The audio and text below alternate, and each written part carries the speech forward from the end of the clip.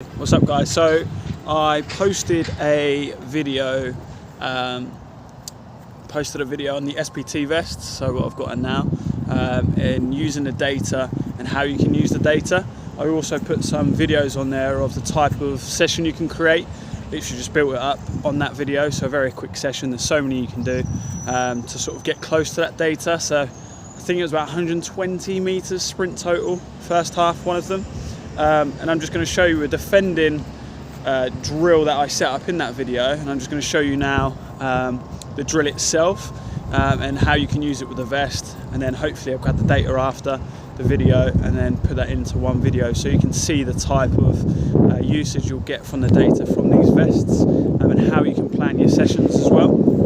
Alright, so stay tuned, look at the type of session. This one that I'm about to do is defensively. I'm only going to do like a 15-20 minute today. I'm going to do 5 of the defending ones and then probably 5 of the attacking ones. Okay, I'm not going to do the wing ones. I'm just going to do 5 defensively, 5 attacking, and show you the drills and hopefully show you the data at the end. So stay tuned.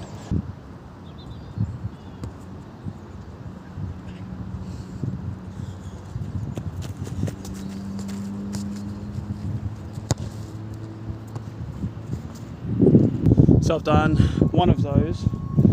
What I'm going to do now, I know it's a bit sunny, you can't really see, but when I get to this white football, instead of just stopping and shifting and playing down the line, what I'm going to do is, again, this run, after I play that pass into midfield, I'm going to spin as if someone set the ball over into this area here, into this channel, I'm defending, and then I've won that ball, I've intercepted that ball back. Now I'm going to look to drive with the ball as a centre half or a winger, wing back, right back. I'm going to receive this ball here, I'm going to drive with it about 15 yards, and then I'm going to play a ball into that gate down the end. Okay, so again, it's another progression you could play as from that little centre part. So play it in between the cones, then play a move.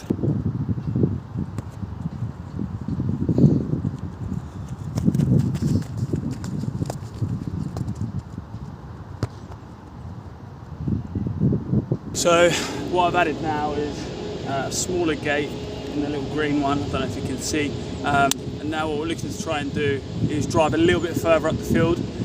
You can also drive all the way up as if you've intercepted that pass and you've got that space to drive in. It might be a winger higher up is ran inside to give you that bit of room where you can then drive as that winger, right side of centre half, wing back, full back, whatever position you're playing in.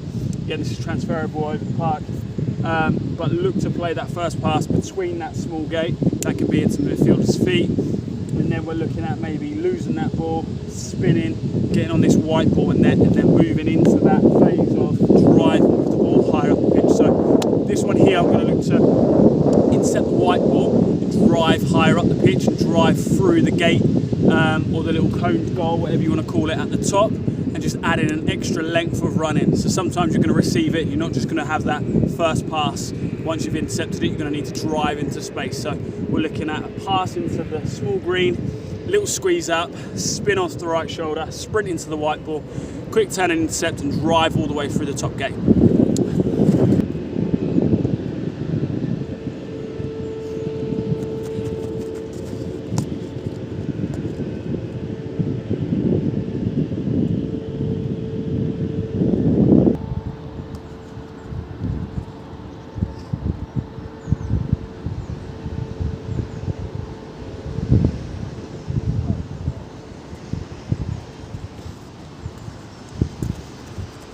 This next one here, from that yellow ball, I'm going to play a pass into this little gate. So this is the forwards version, okay, and the forwards can be completely different. So it can be a bit more of a check movement one way to then go the other. It could be slow to fast to slow to fast. You change the movement up, you get out of it what you need to. If you're someone where you get the data from your vests and you're someone who does like 9-yard sprints, 10-yard sprints because you're more around the 18-yard box, then obviously make this more complete to your data from your vest. Just going to show you a few examples. So obviously the data on these ones will be slightly different. From that ball, I'll play into the little gate here, and then what I'm going to do is just a little check movement to the left once I've passed it into the gate. Then going to run onto the white ball, shift it past that blue cone, and then as you can see, I've got a little cone in that corner and we're looking to finish in that corner. So going across goal, so it's a left-footed shot. Again, set this up how you want. Try and make it specific to you as a personal data on your vest. If you're someone that does lots of those 10, 8, 7, 6-yard sprints around the box, then think about that movement with the data that you've got. You might have to do higher repetitions, so like 10 to 12 of these, compared to the slightly longer, like 20, 25-yard runs, so 25-meter runs. So look at your data, vary it depending on obviously what you use your data for. That's the important thing. Remember, use this as a tool, not as something you need to get hung up on. Okay, so I'll show you the drills, and then yeah, just be creative with yours and just add it into your mix of the data that you have.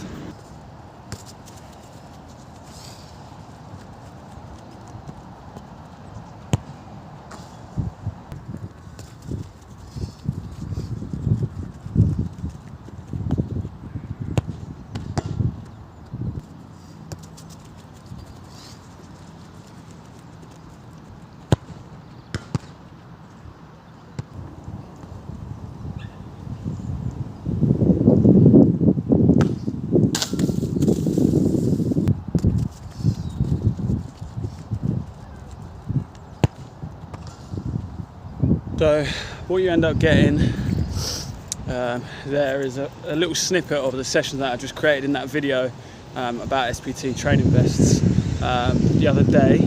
Again, be creative with it. Use your data that you have. Get your data from your vest. Today's session, like I said, was just a very quick one. Let's turn this off now, just to get that data. This isn't sponsored by SPT or anything like that, by the way. This is just me just showing you how to use the data from the vests and how to create your training plans. If you're someone like us that's just come out of the lockdown, and then you're going to go into a Christmas period where you might not have any games and you want to keep sharp, prime example, perfect. Use one of these vests, grab the data off it, then plan your training sessions.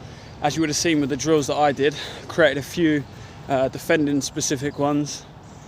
The total of them is probably about 70, 80 meters worth of sprinting, hard running, however it comes up on your vest, into the strikers ones. And again, if you're someone who's a forward and you're, you know, a 25-yard out type player where you're setting, spinning, or you're just running down the channels, you're doing those small little increments of sprints, try and plan that into your session.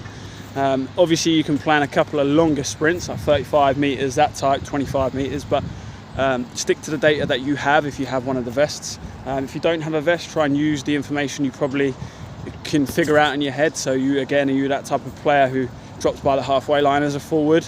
If you are, you're going to need to do longer sprints, runs into the channel, receiving the ball deeper, running with it a bit more, if that's the type of player you are. If you're 25 yards out, get it, touch, shift, shoot, little increments down the side of strikers, down the side of defenders. Then as strikers, you need to introduce that into your game. Okay, use your data as a tool. Remember, don't get hung up in it, just try and use it as a tool. As you saw from today's session, that's just real basic, just putting together a session as I did the video. Hopefully within this video I can give you some data. You saw the drills we did. If you're someone who's not necessarily that creative with drills, nick them, use them, not nick them, but use them. It's about coaching, about helping as many people as you can. Use them drills, use them for players if they've got the data and the vests, and then just try and be positive with it really, and try and use those little bits you can to try and maximise your performance, especially over this time where there is going to be a break. Look to try and figure out when you can get that little session in, when you can get that work in, and try and use the vests, remember, as a tool for that little bit of hard graft. Right, again, hopefully this video has helped you just by showing you the video that I created on the previous video about the vests, just with some basic sessions. Get creative with it, and again, helps your clients, helps you personally. I use this personally for myself when I have got breaks, and then use it as a tool, and then you have that data hopefully on your computer or on your phone all year round, and then you can just keep referring back to it. All right, hopefully that's helped. Take care, peace.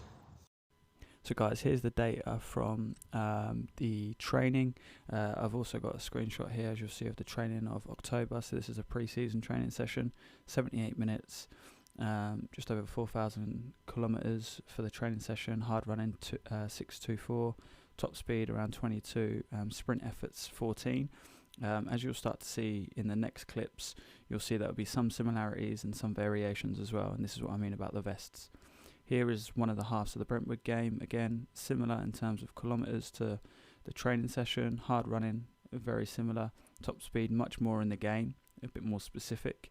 Total sprints 35 as well, and that's for 51 minutes. So I think it was around 74, 76 total sprint efforts per game, and again that's going to be dictated by your position.